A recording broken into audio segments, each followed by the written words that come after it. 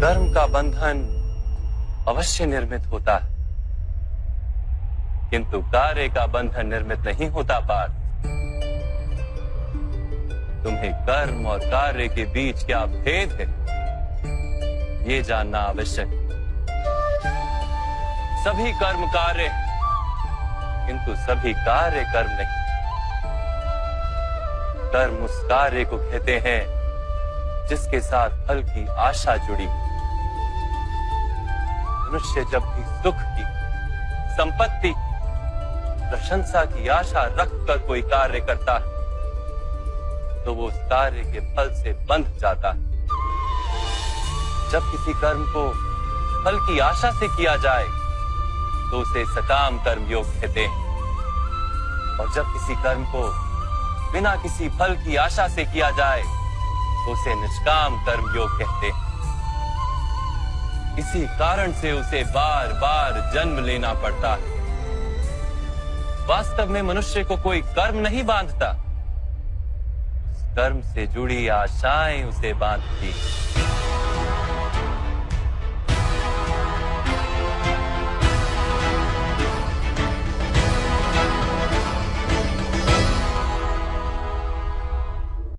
वास्तव में मनुष्य को कोई कर्म नहीं बांधता, उस कर्म से जुड़ी आशाएं उसे बांधती हैं। वो कैसे माधव? यदि इस युद्ध में तुम्हें विजय होने की आशा है तो पराजित होने पर तुम्हें भीषण दुख होगा, और वो दुख तुमसे कोई अन्य कार्य करवाएगा जिसके लिए तुम्हें दूसरा जन्म लेना पड़ेगा। और यदि तुम विजयी हुए तो तुम्हारा अहंकार बढ़ेगा, और वो अहंकार तुम्हें विश्व विजय के लिए प्रेरित करेगा, तुमसे हत्याएं करवाएगा और उसका पाप तुम्हें बांधेगा। विचार करो, यदि तुम्हें इस युद्ध में ना विजय का मोह और ना पराजय का भय, तो इस युद्ध के अंत में तुम्हें सुख प्राप्त होगा या दुख प्राप्त होगा? ना सुख माधव, ना ही दुख। अर्थात तुम्हारा सुख, दुख, हताशा, निराशा, अहंकार युद्ध के कारण नहीं है। युद्ध के साथ तुमने जो आशाएं बांधी हुई हैं, उसके कारण है। क्या ये सत्य नहीं है पार्थ?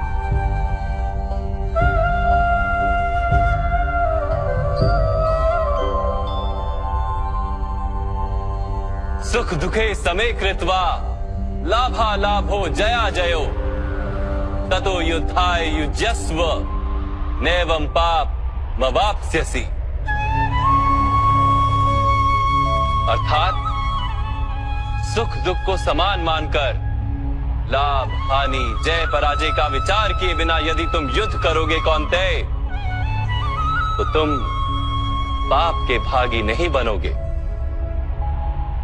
इसी को कर्म योग कहते हैं। जो सांख्य का ज्ञान प्राप्त कर लेता है वो ये जान लेता है कि वो शरीर नहीं, केवल एक आत्मा है। शरीर के भोग और अनुभव तो केवल मृत्यु तक है, अर्थात वास्तविक नहीं, केवल माया है। उसके लिए कर्मयोगी बनना सरल हो जाता है। परंतु माधव, यदि कार्य से बंधन निश्चित है तो क्या संसार का त्याग करके संन्यास लेना उचित नहीं? इसी विचार का परिणाम है कि आज ये युद्ध हो रहा है पार्थ।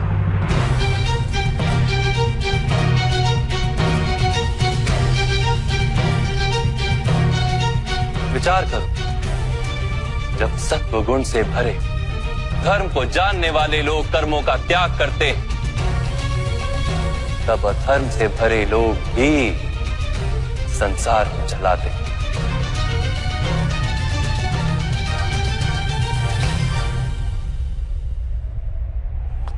यदि महामहिम ने संसार का त्याग ना किया होता तो आज अधर्म इतना बढ़ता ही नहीं।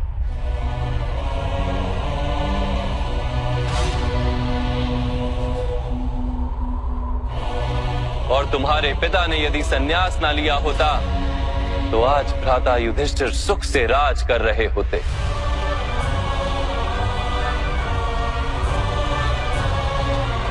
और अपनी प्रजा को न्याय और धर्म का ज्ञान दे रहे होते।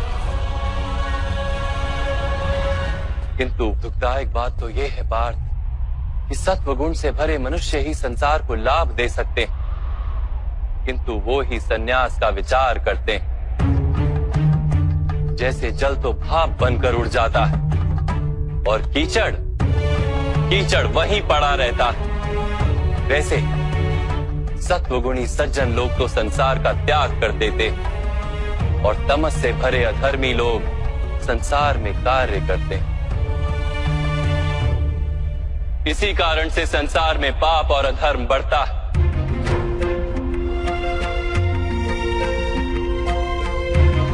किंतु कर्मयोग इस विचित्र स्थिति से सारे संसार का रक्षण करता है। कर्मयोगी फल की आशा का त्याग करता है, किंतु कर्मों का त्याग नहीं करता। वो इसी संसार में रहता है, सन्यासी की भांति सारे कार्य करता है, किंतु उनमें लिप्त नहीं होता। कर्मयोगी अपनी संतानों से, स्वजनों से, अपनी प्रजा से कोई अपेक्षा या आशा नहीं रखता। स्वयं उसे संन्यास का लाभ होता है, किंतु समाज को संसारी की भांति लाभ देता। मनुष्य अपनी संतानों के सुख के लिए श्रम करता है माधव।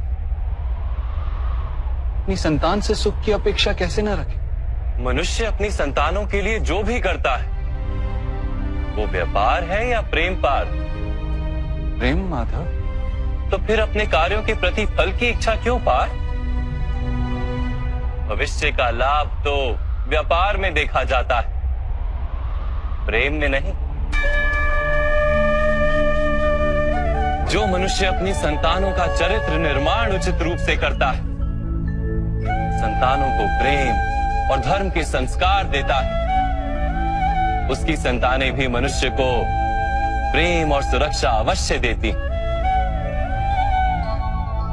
संतानों के कर्म, स्वजनों के व्यवहार उनके कर्म है पार, और जब उनके कर्मों पर हमारा कोई अधिकार नहीं होता तो उनसे आशाएं और अपेक्षाएं रखने का क्या प्रयोजन? यदि गहन विचार करोगे पार्थ तो शीघ्र ही ये जान लोगे कि जीवन में ऐसा कोई कार्य नहीं है जिसके साथ आशाएं और अपेक्षाएं जोड़ना अनिवार्य हो। जब सृष्टि ही परमात्मा है और मनुष्य स्वयं परमात्मा का अंश है, तो सारे कार्य परमात्मा ही करते हैं, मनुष्य स्वयं कुछ नहीं करता। यही कर्मयोग का मूल सिद्धांत है पार्थ।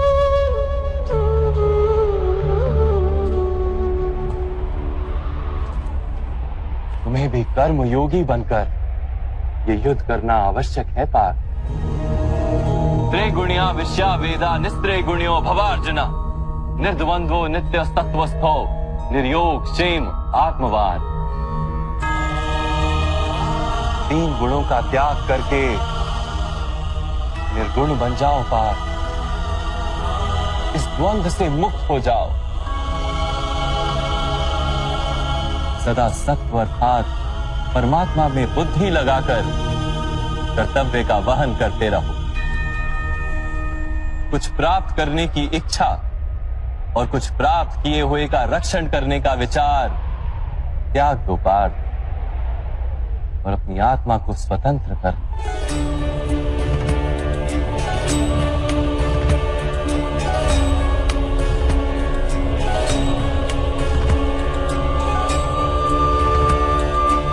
स्मरण रहे पार्थ,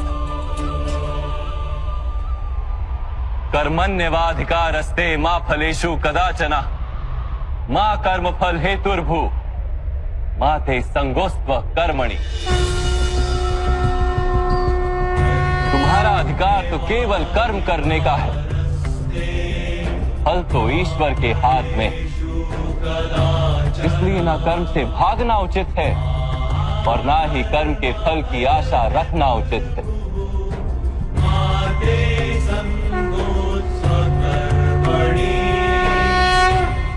जो फल का त्याग कर दे परंतु कर्म का त्याग ना करे, ऐसे कर्म योगी को कैसे जाना जा सकता है माधव? विश्याविनिवर्तन्ते निराहारस्य देहिनः रसवर्जम रसोप्यस्य परम दृष्ट्वा निवर्तते। सुनो पार्थ, जो स्वाद से छूटने के लिए भोजन का ही त्याग कर देता है, वास्तव में उसके मन से स्वाद की लालसा कभी जाती ही नहीं। उसे दोहरी हानि होती है। एक तो वो निर्बल हो जाता है, जिसके कारण परमात्मा को प्राप्त करने का जो प्रयत्न अनिवार्य है उसे वो नहीं कर पाता, और दूसरा सदा ही उसका मन स्वाद की लालसा से भरा रहता है। इसलिए भोजन का त्याग करने से उत्तम है स्वाद की लालसा का ही त्याग कर दिया जाए। कर्म योगी अपने मन की सारी लालसाओं को खींच लेता है, जीवन को कर्तव्य मानकर कार्य अवश्य करता है, किंतु उन कार्यों से जुड़ता नहीं। और बात, जो व्यक्ति अपने कार्यों से आशाएं और इच्छा नहीं रखता, उसी के कार्य पूर्ण होते हैं। एक असफलता से दुखी होकर जिसका मन डोलता नहीं, एक सफलता से आनंदित होकर जो स्वयं को सर्वश्रेष्ठ नहीं मानता, ऐसे ही व्यक्ति को कर्म योगी कहते हैं। और ऐसा व्यक्ति जीवन में बार बार सफल होता है।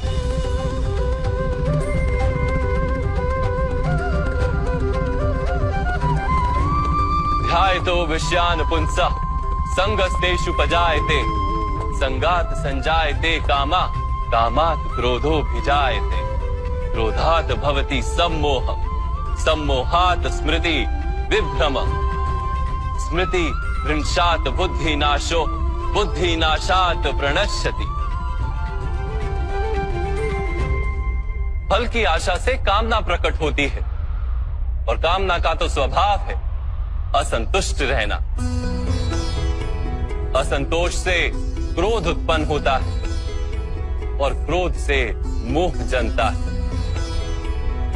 मोह के कारण व्यक्ति आचार और व्यवहार का ज्ञान ही भूल जाता है। ज्ञान के जाने से बुद्धि चली जाती है, अनुचित प्रकार के कार्य होने लगते हैं, और समाज ऐसे व्यक्ति का शत्रु बन जाता है। और अंत में ऐसे मनुष्य पूर्णतः पतन हो जाता है।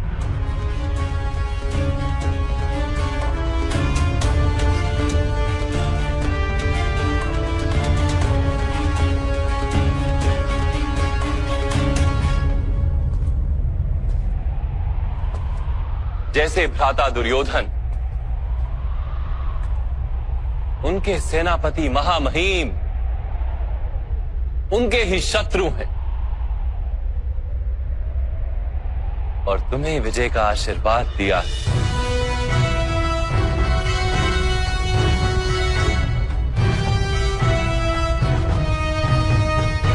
पार्थ, कर्मयोग ब्रह्म विद्या का दूसरा चरण है।